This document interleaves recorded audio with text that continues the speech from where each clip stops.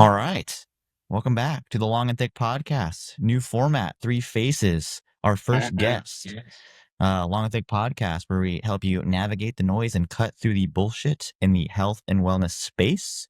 We're joined fantastically by Jason Colley. Jason Colley is the owner and educator of Personal Trainer U, which is a one-to-one personal training and educational mentorship program, for personal trainers and coaches. Jason, what the hell is that? How are we doing on this fine Sunday? Yes. It is. It is. As I'm drinking I know. espresso. I just got mean, some it doesn't iced help, coffee but- going. Daniel, what are you sipping? Lame, like salt water and magnesium. Nothing cool. Juice. Yeah, pretty much. Loser. Yeah, for sure. I'm the one bringing the value of the team down, boys. I'm sorry. All right, so Jason, tell us about you for those who don't know. Yeah, I mean, obviously, you know my name. You know the business. The business wasn't the first, not the first business I've owned. So I've owned multiple personal training businesses. It kind of evolved as I evolved. But the whole history started back when I was an athlete, so to speak. So I played football my entire life. Got good enough to have a scholarship to go play out D2 Sick. school in Iowa. Played there for a bit. Played a year of semi-pro arena football. Murdered my body. That wasn't worth the money, so I decided to take my degrees and then go and just go kind of personal train, honestly, just to see what I could do. I was going to be a strength and conditioning coach, and that was a complete waste of thought in terms of what I'd have to actually do to get to where I wanted to go and the value of it. The teaching part of that is what I enjoyed. The monetary return was something I didn't enjoy. So I decided, I could probably go do this myself. So went back home to Chicago and started doing the whole PT route. Did that for, different years, different companies, different positions. Started, as a personal trainer, became a fitness director, regional director, things like that. And then eventually moved to like a bigger, more well-known company like Equinox. And that's where I kind of really got heavy into education. I was a regional education director. I helped write some curriculum for their EQ2P program, which is like their school, That's so neat. to speak. And then from there, then I was like, yeah, I'm done with the corporate kind of that whole, fancy stick. And so I decided to go solo. And then that's when I kind of got into powerlifting too around that time. And so at that point, I was a professional power lifter. And in those terms, that just means you had a certain total. And the team I was with at the time, at that time and to this day, are some of the strongest people pound for pound in the world. So I was able to train and learn from a lot of people. And it was during that time that I really had, it really opened up my eyes to how I could help individuals. Because I had this kind of tacit ability to kind of just look at someone's movement, look at someone's structure, look at how they train and kind of pinpoint like, hey, this is fucking you up or this is messing you up and be able to provide a solution. And then I got pretty good at doing that for some pretty high level people. And then people started coming to me. And so that was the first edition of the business. And then the business evolved when we moved from Chicago to Nashville. And then that started kind of the in-person business. And then I created the online mentorship business, which is, again, just everything that I think I've accumulated over the course of, almost 20 years of working with people in person. And then using that information to then provide education to coaches, online coaches, trainers that I think really create a long-term change, acute and, long-term change for clients. And so between online clients, in-person hours, trying to get that going. But during that whole time, continued to train, stopped powerlifting because it just beat the crap out of me. Bodybuilding for a while, worked with high-level individuals in that. I was sponsored by Elite FTS for a while, so I was able to kind of, write for them and work with their coaches and their people, and got to meet a lot of really cool people. I've been really fortunate across the last 2 decades to really be able to learn and watch some high-level people do what they do. And so I've been able to take kind of what I feel I would be able to use that I understood and then transfer that over to working with general population or strength athletes and just people who who need help. yeah. So that's the long story Yeah, short. that's dope. You're sprouting up some questions in my mind. And I feel like bringing to light that you and I have not like formally met. Like we've only ever had exchanges online. So this is as much of a information for me session as it is for anybody listening, which is cool because it's very like organic and normal. Was there part of that route that you described that you were wanting to work with footballers like professionally, like doing the strength and conditioning stuff for like a specific team or at a university or anything like that? And in that your story arc? Did I want to, or Both. was there? After playing football for so long, like you do something for so long, it's kind of like that chapter is kind of over for me. Like, you get so close to something for so long, it kind of, you see everything and anything that's involved in it. And you kind of like, your life kind of takes a sidestep, a different chapter. So I didn't really pursue anything in terms of that. I was really just oriented, in strength sports because that's where it ended up. Coming out of college, while I was in college, excuse me, I was in charge of a semi-pro hockey team, strength and conditioning. So I did that as well, which was some good exposure to that world. But that's when I got that taste of like, athletes, like it's a lot of it's just God given. Yeah, genetics are a cruel lottery for sure. And yeah. And so I was like, at that point I was like, hey man, I could help you a lot. We could do a lot of cool stuff. And I was like, no, I'll just show up and do my thing. Fuck, well, all right. So I was like, if I'm getting this at like the semi-pro level, like these guys aren't even like in the vicinity of NHL. I don't even know what it's going to be like up there. Probably different, but I don't have the farewell to just try and find out. So never got into team sports. I trained individual athletes in lots of different sports at various different levels.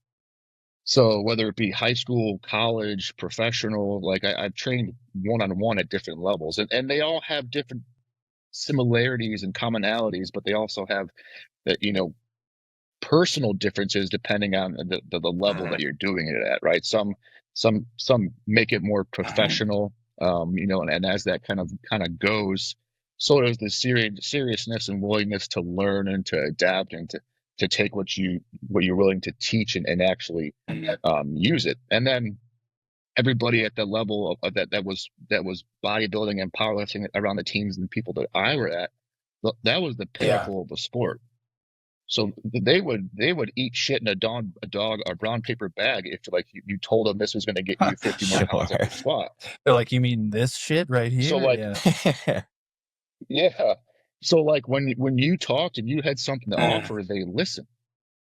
And then that same respect was given because everybody in that environment was like, I just want to get to the pinnacle. And I've seen what the pinnacle of strength looks like. I've seen, John Meadows peeled out of his mind. I've seen what that entails. I've seen the training. I've seen the mindset. So like being around that was like, I love being around that. Now I take that same mindset and I try to apply it to some of my general population in a very, very low level, just with like little things that I think would stick. But the reason why I do enjoy training kind of general population and that type is like the clients that I train with or train online coaching, in person, whatever, they really have a passion for education. They want to understand, right? I don't have a lot of clients that are just there to mope through the process and I'm a fitness nanny. That's not who I am. It's not what I do. And I come off right away being like, if you're not willing to learn and take this as an educational process along with your results, then I'm not willing to be your trainer because that's who I am. And I need to be able to do that in order to be able to do my job effectively.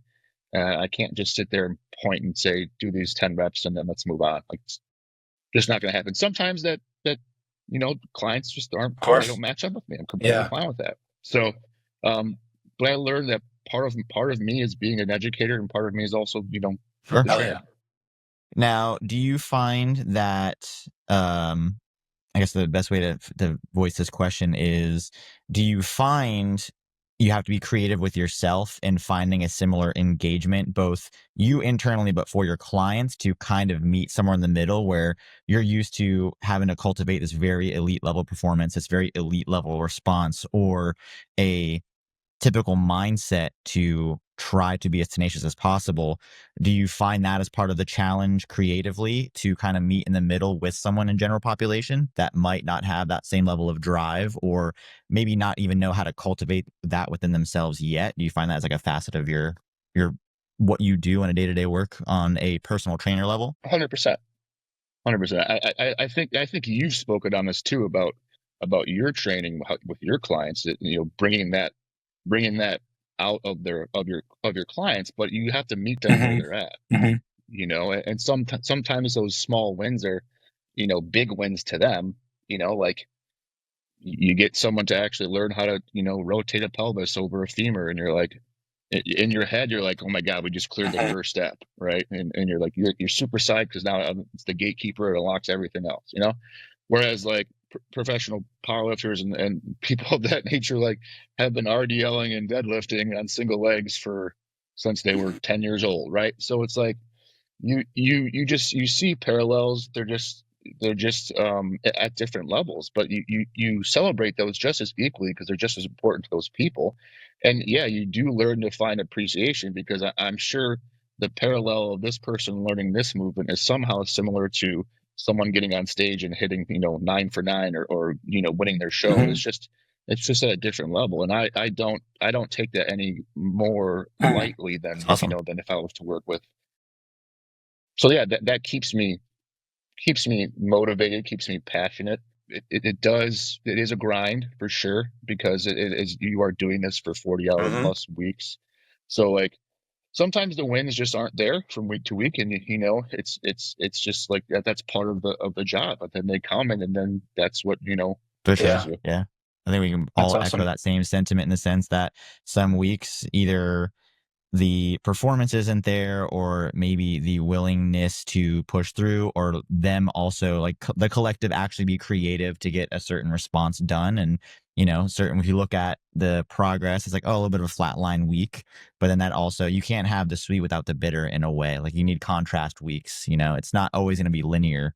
So it's when you do have a little bit of a lull, it makes the wins that much bigger, which is nice. I'm sure everyone on this call feels that. For sure. Yeah. Yeah. I mean, working with, the high level individuals I worked with in the past, like, I didn't have to push them to have to improve Right. from week to week. Like, they came in, and it was like tooth and nail, dog of war. It's midnight hour, like they're Custard's last stand. It was like I didn't have Yeah. to do that, right? And part of the challenge for me, just to be like honest and open, part of the challenge for me is I'm not a huge motivator in terms of being like vocal and rah rah. I'm not a cheerleader trainer, so to speak. I'm very passionate, and I'm very driven to get my client. But like, if my client comes in and they need a motivation, it's not going to be like, mom with pom poms in the stands. It's going to be like dad taking you in the corner and be like, Yeah. wake How the bad fuck do you up. Like, want what's this? If what's you going don't on? want it, go the fuck back in the car. Yeah, sure. Yeah. So like, some people respect that, and some people are like, oh, I've never tasted that before. It tastes a little bit bitter, but oh, it did the trick. You know what I mean? And so I guess that's just part of who I am, and I'm always trying to be better at what I do. Sure. I try not to have so much of a resting bitch face at work, but my resting bitch face is because I'm locked in, and I'm analyzing and constantly like looking from one set to the next. What did we change? Did it improve? Did it make it worse? Am I overdoing this? Am I overdoing that? So like, people sometimes get the wrong impression because I don't talk a lot, I don't smile a lot, but I'm literally probably one of the most engaging trainers that I've been around, in terms of being that. And I to me, that's who I want to be as a coach. and a Yeah, trainer. I would argue in a lot of ways that's more valuable, right? Because what might be perceived as like a malicious, tone or whatever is like, no, like we haven't gotten there yet. And your dedication and intensity is in really trying to garner their success. And if they're having this idea that you're like it's okay, like we'll get it next time, and that's not your personality, and they feel like they need that, then they'll end up somewhere else, right? But the people that really like sparks a flame with, they go, holy shit, this guy is like really fucking, I can't sneak anything past him. um and for certain people, obviously, you're the one living this, that they will respond to it and like exponentially change and learn and grow, and now that lesson is like deeply etched into their mind from those little moments and exchanges and things that aren't like, there's not like a personal attack going on. It's just we're working at something. Let me help you do this. I know how to do this. Yeah. Yeah, I mean, I couldn't have said it better myself. I've been good and been blessed with the ability to get people to pull themselves and do things they never thought they'd be capable of doing, just like you two, because you're in the same position I am, right? So it's just something that we've built a skill and a business around, and we've been able to kind of take that and bring it to people face to face. And sometimes it's not sometimes, it always comes with their own individual sprinkle of personality with it. And, I'm sure all three of us do things completely Right. differently, but yet the overlying, the synchrony of like trying to pull that from each of our clients is all there all the time. It's just done in different I ways. think Yeah. You know what I that's mean? one of the coolest things about this space. One of my like earliest mentors, as it pertains more specifically to like tissue work, always said that um he saw this like common trend that a lot of LMTs tended to be like much more creative, artistic type of people. And I don't mean in the traditional like you draw or you like colors. Like you have this creativity about the way you navigate life and the world. And so I think what you're describing, as you just said, is like I my PB&J is perfect for somebody else's and probably not yours, right? Like and I'm better suited to help this person get there than you will be, purely from a personality standpoint, outlook, verbiage, at like all of the things that line up. But there's so many different roads that we're all taking, but they all lead to that same key point of like helping, right? Supporting, getting the person better.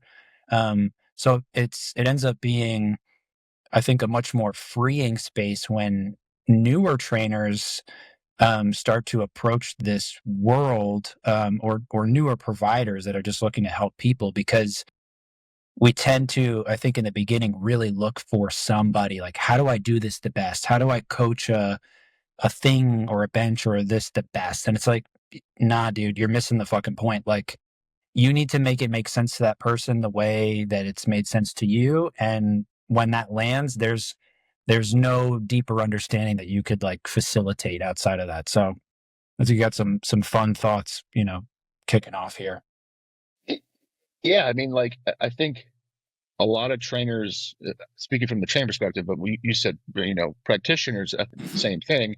Um, Helping individuals one on one, you have to find the way in which you do that with yourself, right? And newer trainers come in and they're like, well, I just take this person through a workout, right? And so like there's this evolution of like, okay, I'm in the beginning of my career, I'm just working people out, right? And then I slowly evolve and I layer on, I find out how I actually do that and how I actually do it well, or what do I need to change to be better at doing that, right? Or do I not care enough to the point where I don't want to do that and I just continue to just work people Sure. out? And that's kind of the battle I see, every day, whether it's at work or whether it's at different gyms and just in general in the health and fitness field. Is there'll come this fork in the road at where like now is the time that I have to choose to either be better at my craft, and that means finding out how I can be better myself at doing this, whatever those needs may need to be, or I continue just doing and executing it the way I'm doing, and it just continues to become a 9 to 5 where someone's willing to pay me while I just count reps and sets and laugh and have a good time, right? And I'm not saying either of those are better than each other. I'm just saying that fork in the road happens. Yeah, what's your why, pretty much? And my my why is to help that right fork of those trainers that want to go that way. At least part of my business. Right? Yeah, love it. Now, we talked a little bit about kind of. Sorry, Ronnie, you go ahead. No. I'll sneak whatever I need to in between. Okay.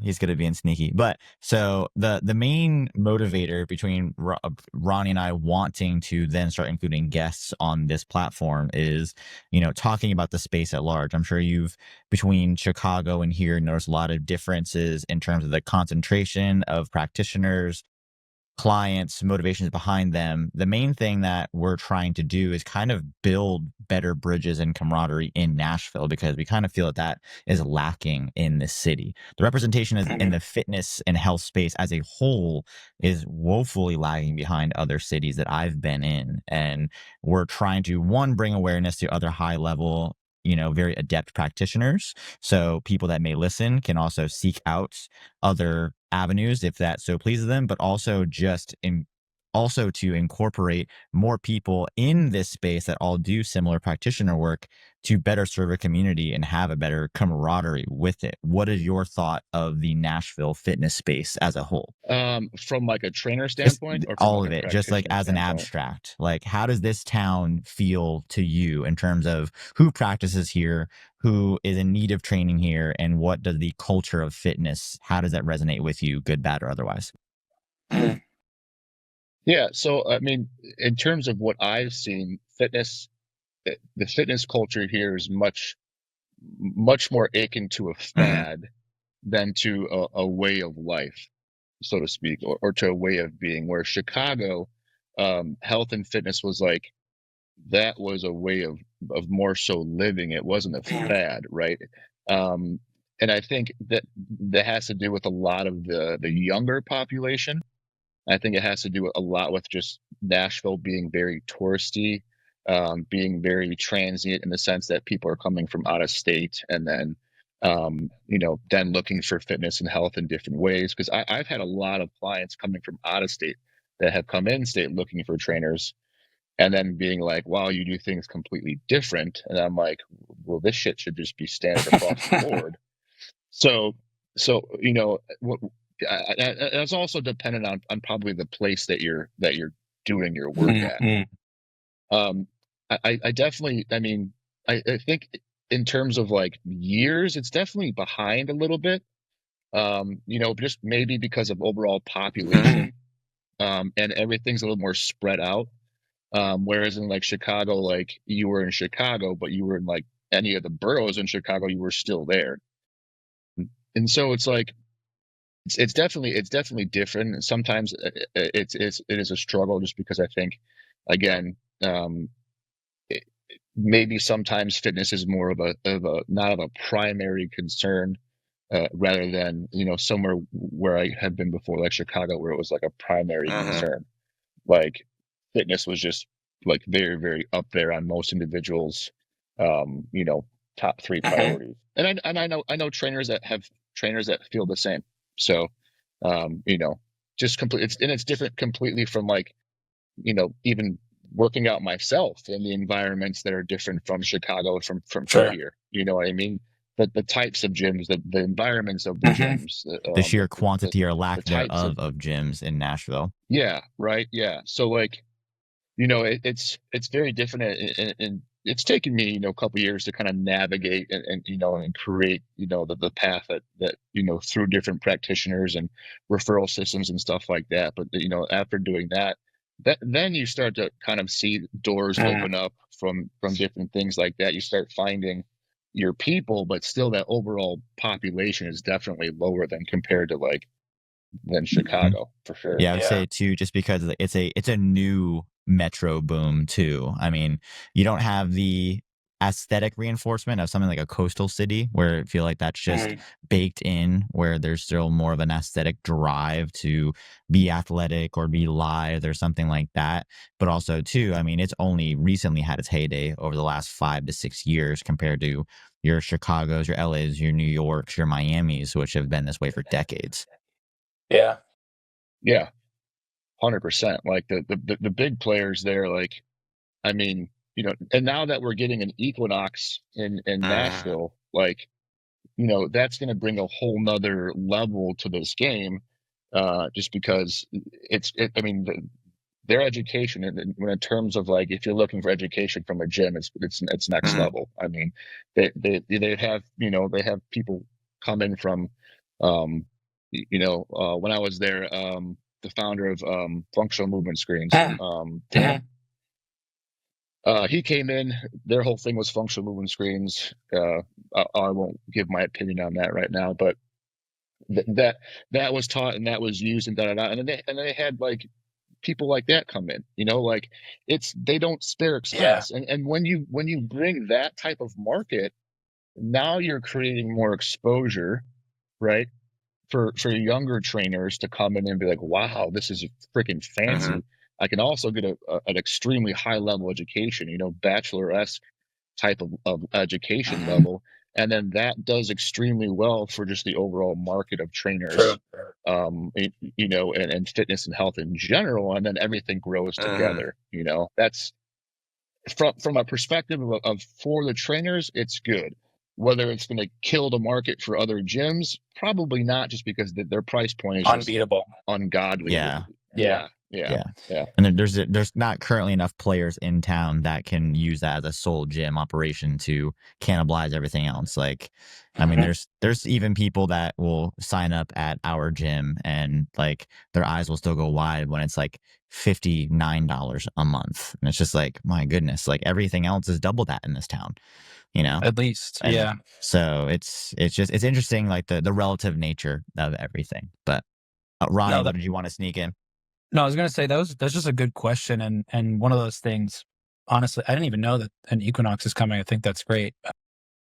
But it's fascinating when you think about the cultural aspects of what's happening in what has been a historically, like, poorer state, now having a very steady influx of people for the last, I would say, 12 years. Like, there's just that, like, more. I mean, even Daniel and I were out this morning and, like, seeing things develop. I don't go out a ton, and seeing new parts of Nashville, I'm like, holy fuck. Like, when did this whole blob of town just, like, spawn from?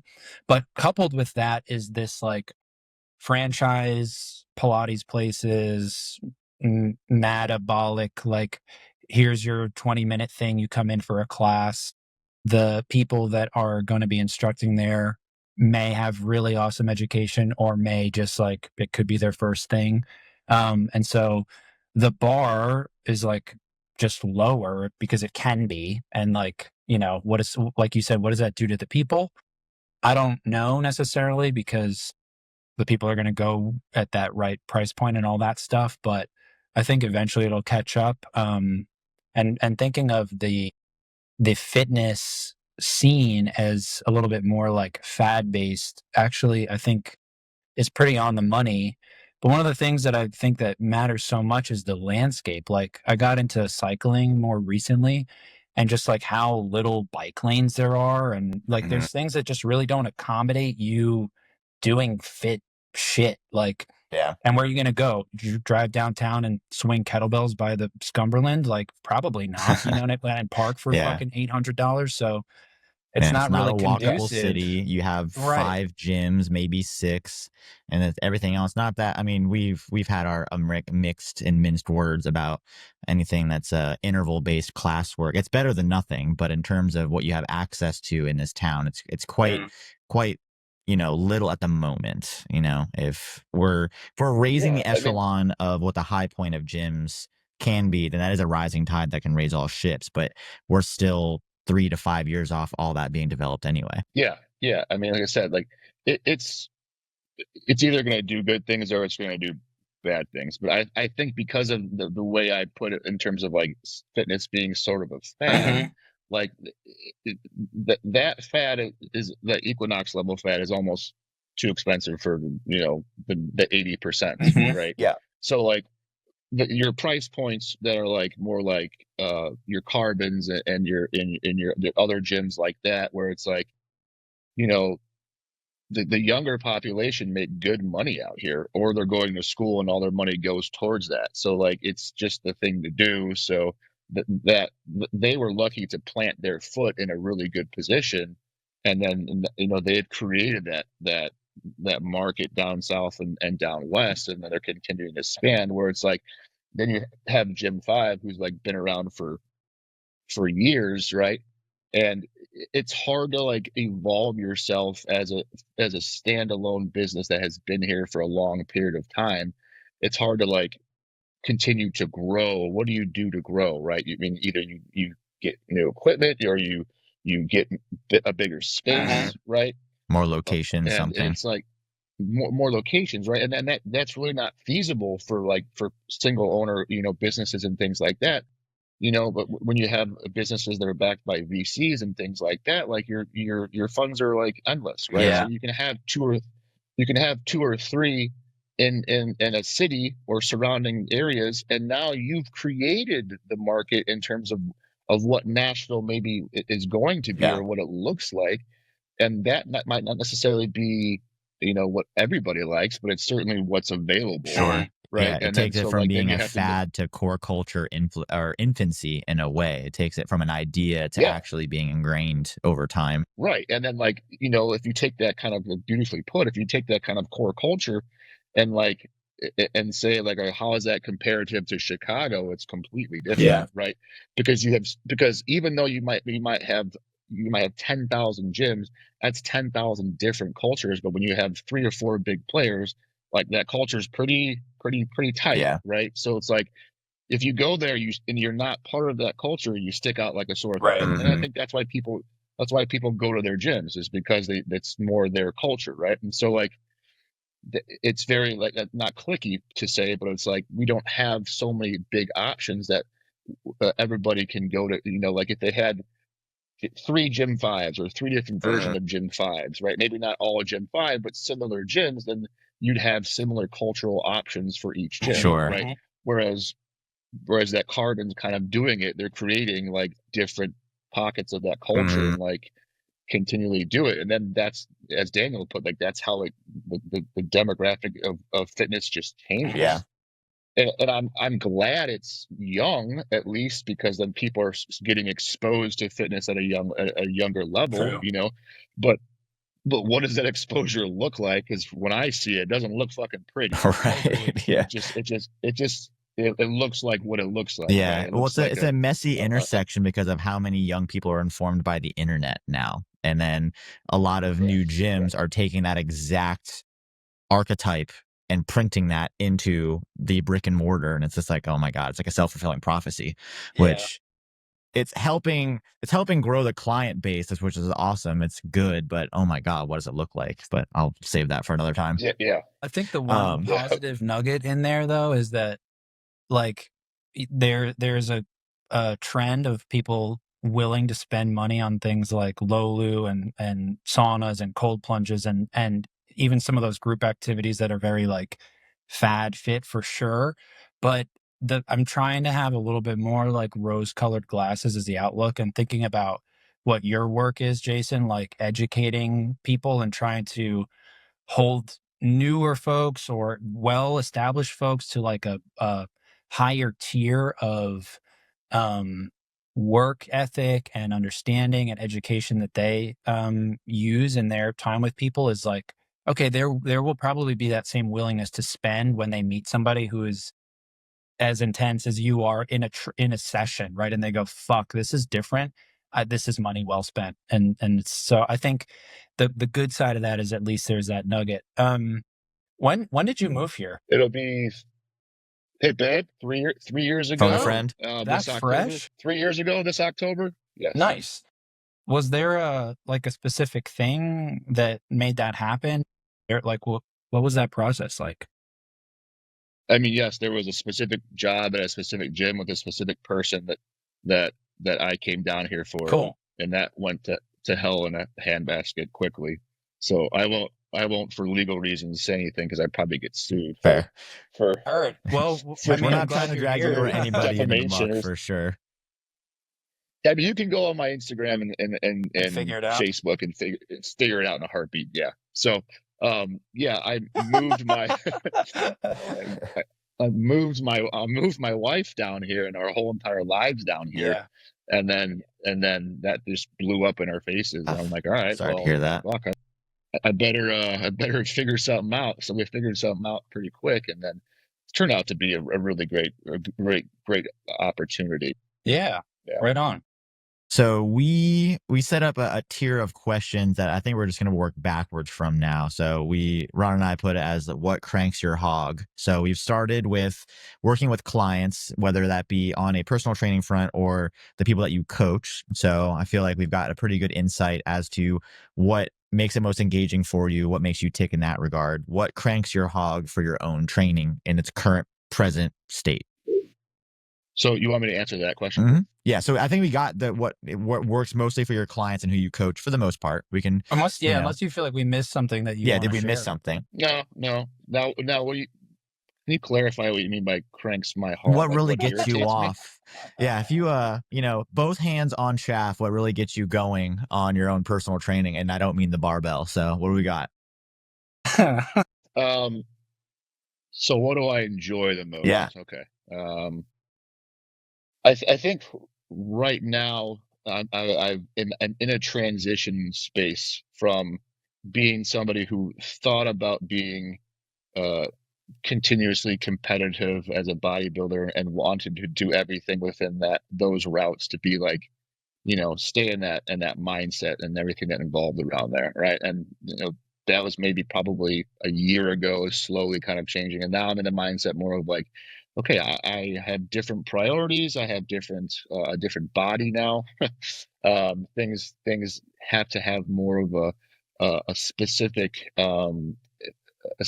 need to train a certain way and listen to my body more than being backed up by all the supplements and the food and the things like that I was doing to kind of create that body. So I don't need to be 250 anymore in the off season, right? I For want to stick to anyone who's being watching this 215. and or listening, Jason still looks like he's 250. So he's it's like a complete misnomer That's the now point. that our long and thick title is about Ronnie and I's stature, when I have to like jump out the window and abdicate my throne because Jason's by far the thickest. So I shouldn't even fucking be here. Yeah. He doesn't even fit. Yeah. He doesn't So even fit on the call screen. It's just his head and his neck. It's that's the training, right? So we could talk about that all day, but yeah. So training's a lot different for me right now, and I think what I'm doing is I'm taking, and it's probably been this way for the last year and a half, 2 years.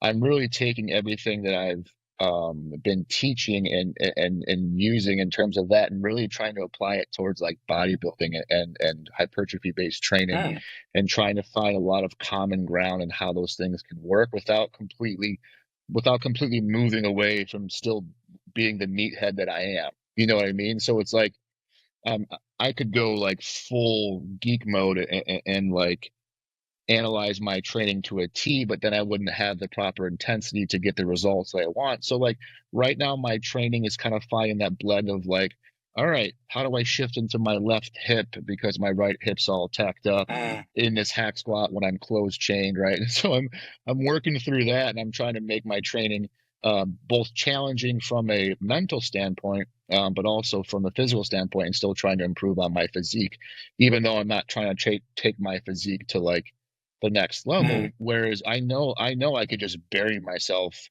in training and pump myself full of supplements and food and get to as big as I wanted to, but like I just that used to be me, that's no longer me. Training is challenging. It's changed more from a mental aspect, and still physical, very much so. Daniel's trained legs with me before, so it's like it's just different.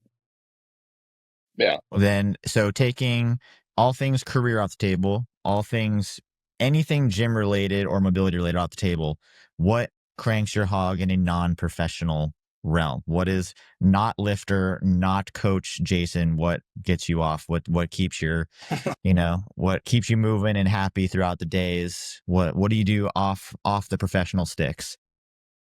Yeah, I mean, we got this one, that Oh, one. a lovely creature. So we got that one a year ago. Hello. Over a year ago? A year old, sorry. There you go. My wife's my brain. She's also my calendar. She's also my financier.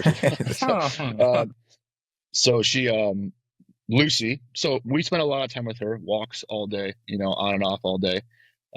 Big cigar guy, as you guys probably know. Mhm. So I love kind of trying new cigars, checking out new cigars, researching that. Really big into, I've always been big into poker. And so I play online, I play in person. So it's kind of it's interesting for me because I'm really good at reading people, bullshit, just playing the cards, the statistics of it, the math of it. Something I've gotten pretty good at. So that's fun. Oh, yeah. That's dope. Other than that, like we travel to North Carolina as much as we possibly can out in the Smoky Mountains. That's a spot we love. So it is, we love being out east of Nashville, at least in Western North Carolina as much as we possibly can to stay in the mountains and just be with our little family. So food, of course, food when we ever get a chance, baked goods. So who doesn't love a sweet treat? Nashville has plenty of that. Right. It's not a lot of stuff, but it's stuff we definitely enjoy. Oh, I did just get a Breville espresso machine. Yes.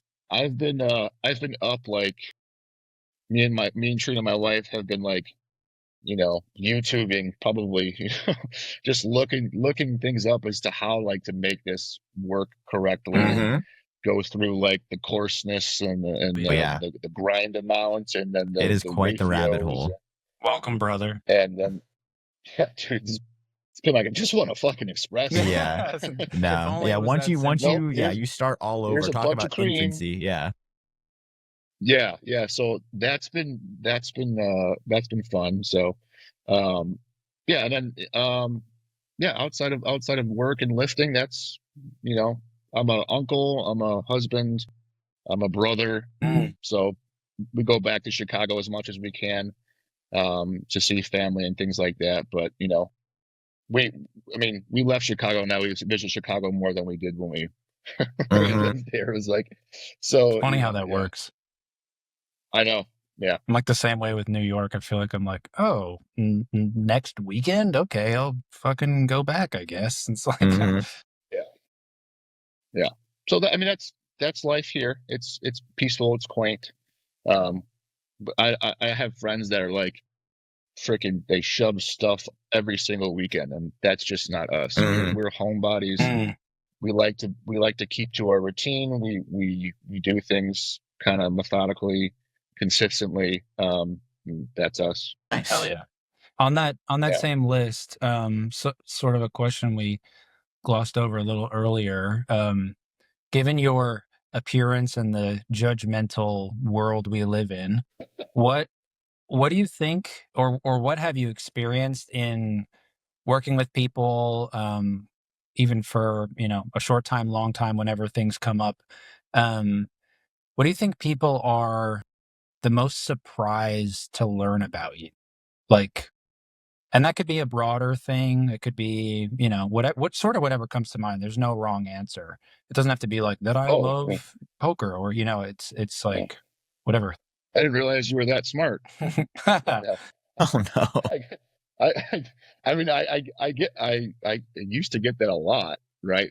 And then, but then everybody who knows me from online, they're like, "Oh shit, he's like a smart meathead." I'm like, well, that combination does exist for sure. More, and I'm really, we will call you right? Smeathead from now on.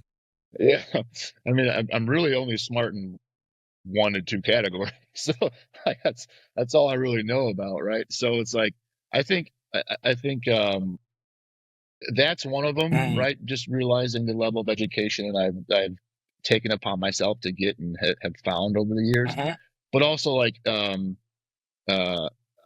like now that the world's going to see this podcast, I'm really just a big teddy bear. Like, you just got to get past the exterior shell. Like, I'm probably one of the more compassionate and understanding people that I've met, but like, I just have to know you first. I'm not just going to offer that right off the bat. Sure. Right. Yeah. So I mean, my wife says it all the time. I have a very big heart. It's just, you got to be able to get to it first. Get through the 250 pounds of meat shell to Not 250 anymore, Ronnie. Sorry. 249, we'll call it. Dude, that's awesome. Well, speaking of like the educational side of things, what are your thoughts on the barrier of entry for whether it be coaches, personal trainers, LMTs? Like, what is your take on the accreditation process? Is it valid? Does it need refinements? Does it need revision? What do you see as the current state of affairs of people if they had an interest in doing what various entities that we all do? Like, what is your thoughts on how it's approached and how it is governed to do what we do? Something that you just said just sparked a connection in my mind. You said LMTs, and I was like, the level of education, right? However long your course is, but then the 300 to 500 hours that you have to do after, right? You even get your cert, or while you're doing your certs, while working with people, right? Like, yes, they are touching people physically, but we are physically loading people up with weights and moving them in positions which are still altering their tissues. It may not be hands-on, but we're definitely creating and altering tissues. 100%. I feel like that every trainer should have 300 hours of, like, in-person mentorship training before they start training people live, or like in a matter that, like, they don't have to be supervised. Well, yeah, because a one wrong suggestion could permanently alter someone's destiny in a really bad way. Yeah. I mean, you do 30 hours a week, and you're done in like 8 weeks. Like, I mean, come on, like that just sparked something in mind. I think that would be great. I think, I mean, the whole certification thing it is what it is. It's always going to be there. They're money makers. I think, I know they're money makers because now that they've broken into the bodybuilding market and trying to get like bodybuilding certs and physique certs and things like that, where it's like, no, like, there's a whole undertone of education that you need to know. And then, like, I think there are really good things out there, like Prescript and things like that. RTS is great.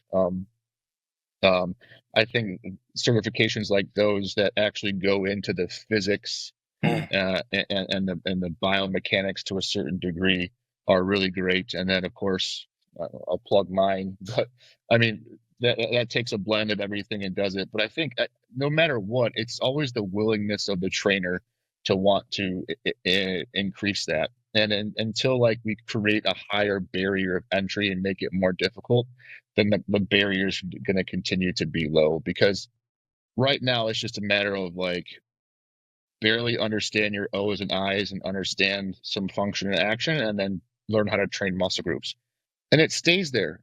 Yeah. It doesn't go much. It doesn't go much higher, and then you get into, like, unless you are that self kind of motivating person that wants to learn, you don't get into understanding concepts of, like, physics and pressure management and joint centration and all these things that that Ronnie and Daniel, that we've all talked about all the time.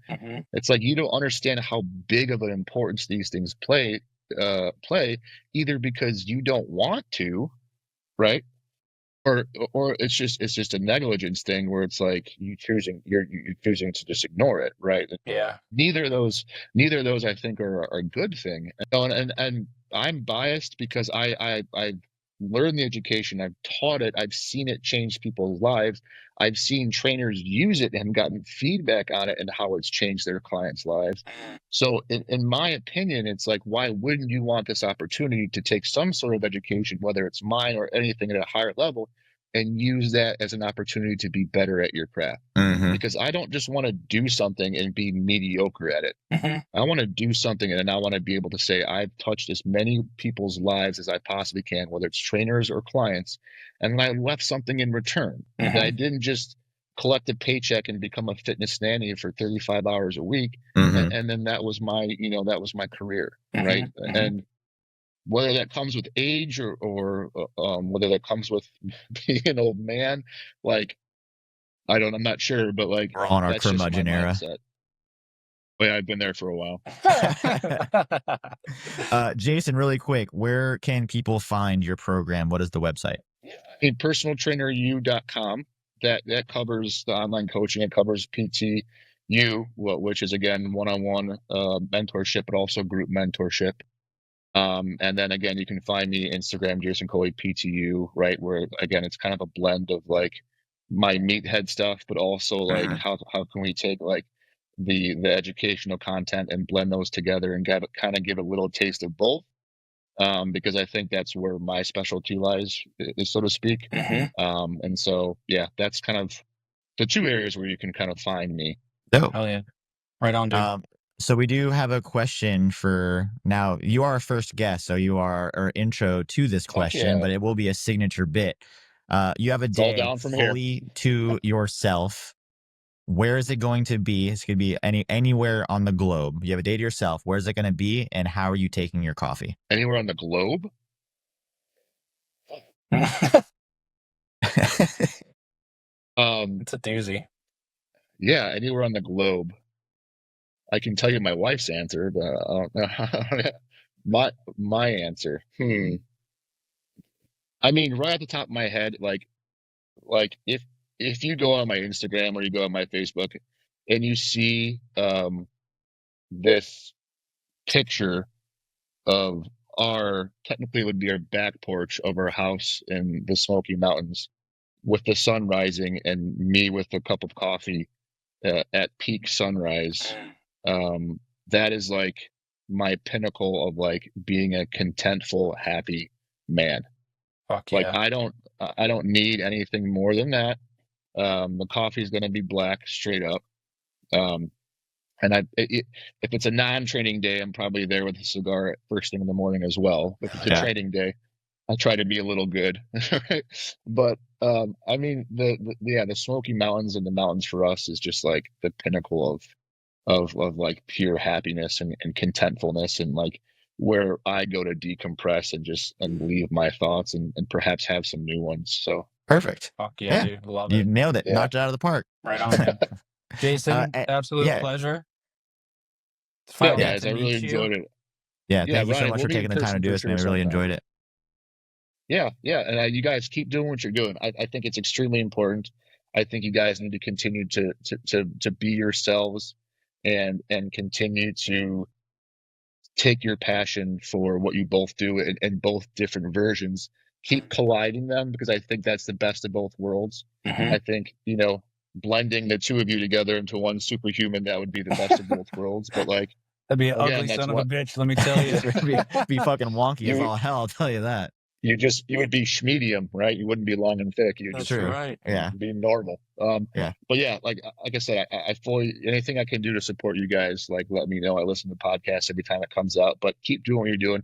There's great coaches around the Nashville area. I mean, there really are. Yeah. The people that study with me and mentor under me locally, they're great, and so like they're here.